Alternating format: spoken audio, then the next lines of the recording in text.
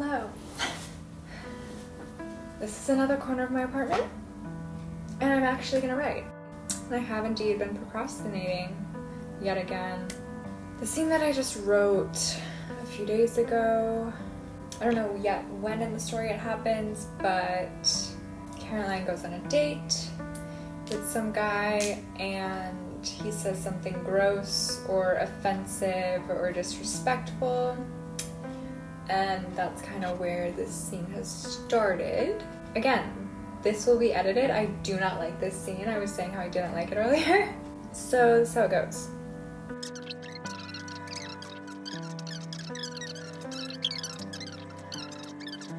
And they're there alone now. I either want this conversation to turn into him cooking her dinner because she hasn't eaten dinner, and she had a shitty day, and it's just something nice that he wants to do. And also, it can be like a point to further prove that he's good at what he does, so she can pass that information along to Ella. Or I want them to talk about their favorite childhood foods. I have that conversation written. Again, all these like scenes and conversations and dialogue and stuff I have written, but they're all just kind of like plastered in this giant brainstorm dump of ideas, and they're not really in any order. But like if I can start to reorder them and make them go together, that's when a story happens, right? Or after this, he's walking her home because he wants to make sure she's safe. Because maybe she just felt like icky after that date and like not very secure or safe after the guy was rude. He can ask her about the dance studio.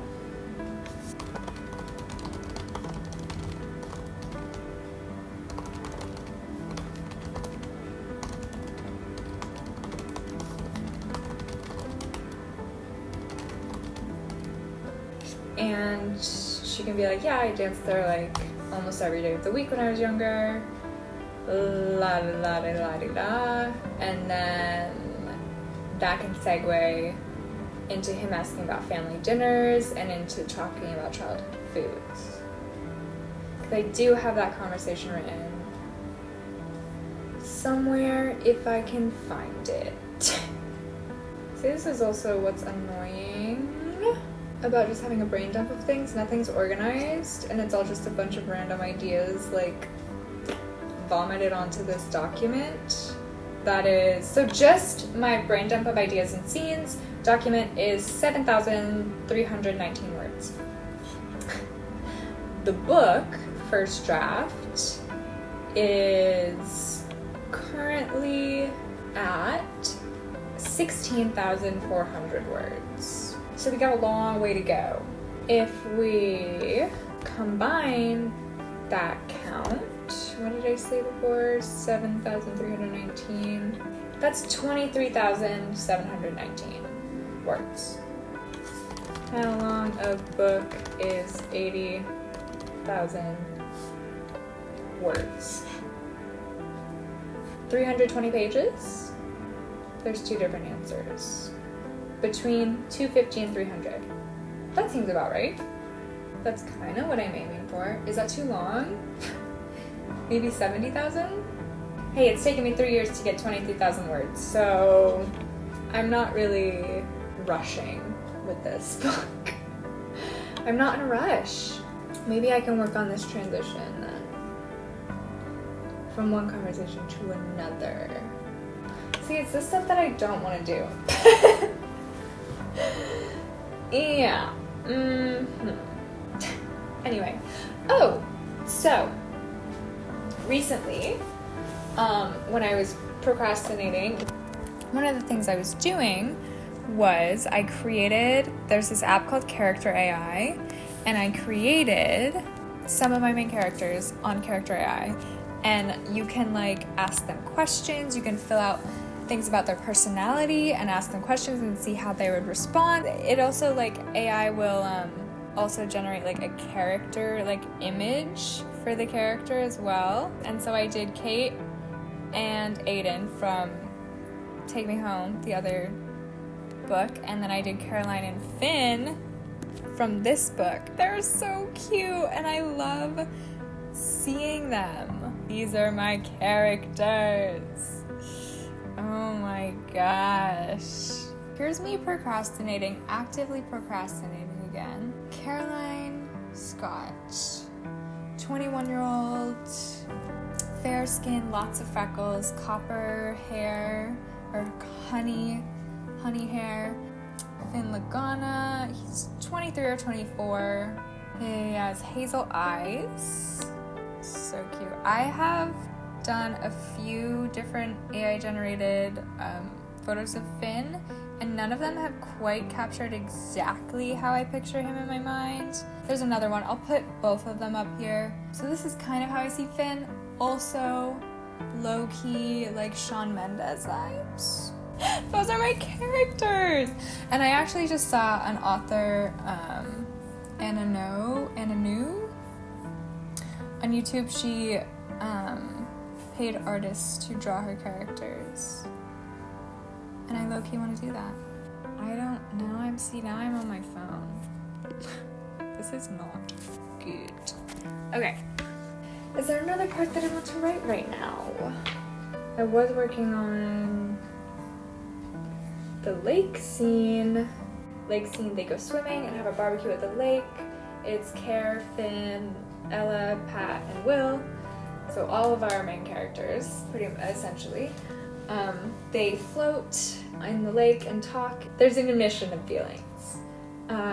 Maybe he drives her home. I haven't finished writing this scene. He might drive her home, he might not. I'm just trying to figure out how that's gonna happen with where the scene currently is at. And I really like what I have right here.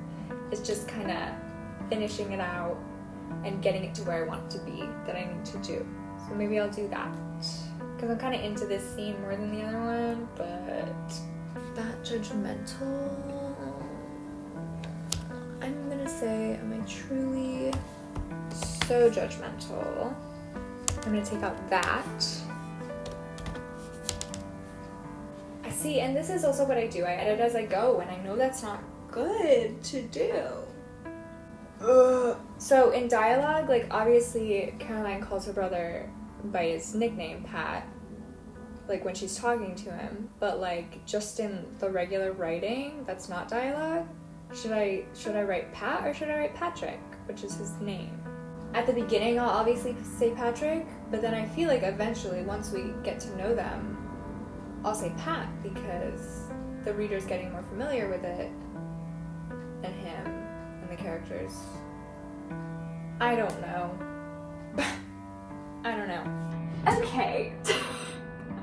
My camera died. So we're just on my phone. I don't think, oh gosh, I don't know. So this happens after, this is closer to like the third part of the book. Like Act 3 is happening. There's another scene that I'm calling the studio scene where they're in the dance studio and they have like a very close, intimate moment, and Caroline like kind of lets a physical wall down because she's not a very like expressive person when it comes to her feelings. And she does, and there's some physical touch that happens. A moment of intimacy, yes? Yeah, she doesn't really know what she wants, and she's scared that she's not good enough for Finn. So she's feeling really confused and conflicted about Finn and her feelings towards him and the whole situation. And so she's dealing with that mentally right now in this scene. And so I think she's going to go talk to him and be like, I don't know how I feel. I need to think about it. And like, obviously Finn's gonna be so kind and amazing and give her that space to do that. And then he's gonna go drop her off. And then maybe the next day she goes on a date.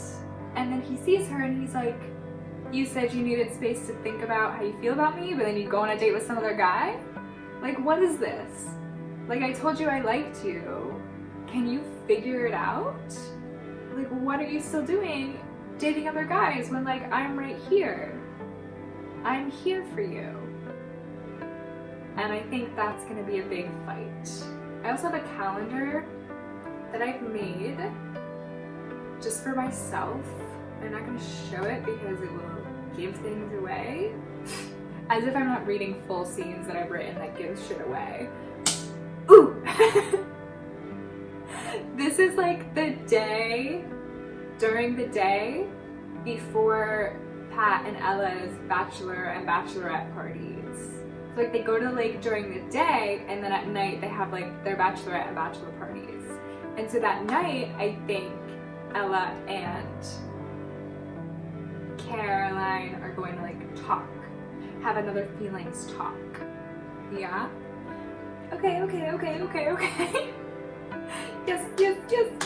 See, this is how it comes together. I just have to talk it through. And sometimes that means 2 hours of me just rambling and reading what I've already written. And it pays off, I think. Now I just have to write it. You know? Ugh. Why is writing the hardest part? Okay, well, I guess I'm gonna write this now. Let's get some ASMR typing going.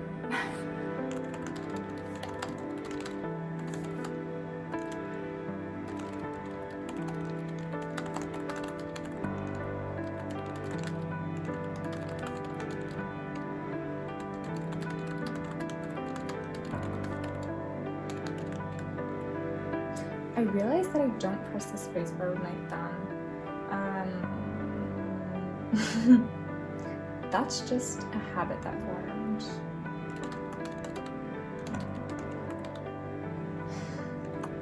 I just move faster when I do my pointer finger.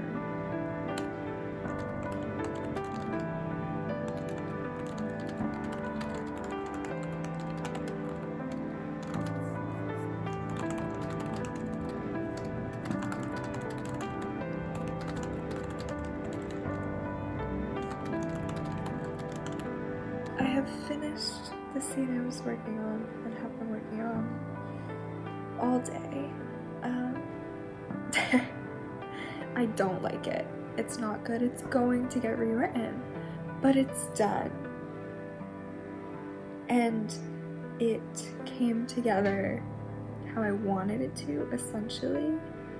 So I'm gonna call that a success for right now. It's 11 p.m. I'm tired. I did watch 27 Dresses just to get some inspo. I've been watching a lot of rom-coms. I mean, I love rom-coms, period. They're my favorite genre of movie and book. But as I've been writing these books, I've been watching and reading a lot more, and I guess paying more attention to how the story is structured and just the pacing and the order of events, and trying to pull inspiration from that and kind of, get a sense of the structuring of these kinds of stories from my favorite rom-coms. So today was 27 Dresses. I will also say I'm rereading, or I guess re-listening to, I'm listening to the audiobook of Book Lovers right now, which is my favorite Emily Henry book out of the ones she's published so far. Top ranking is Book Lovers. I read the arc of it that came out on my birthday like 2 years ago or whenever it came out. I was giddy, giggling, kicking my feet the whole time. I annotated it. It was an arc that my friend got, and I annotated it. She gave it to me, and then I gave it back to her, and she loved all my annotations because I was like, ooh, oh my gosh. That was such it.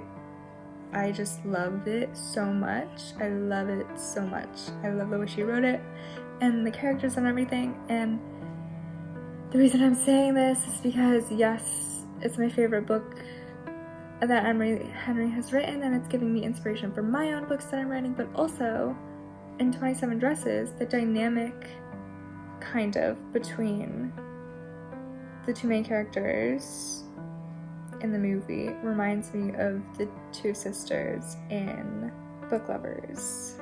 Jane is Katherine Heigl, the main character. She really reminds me of Nora. Like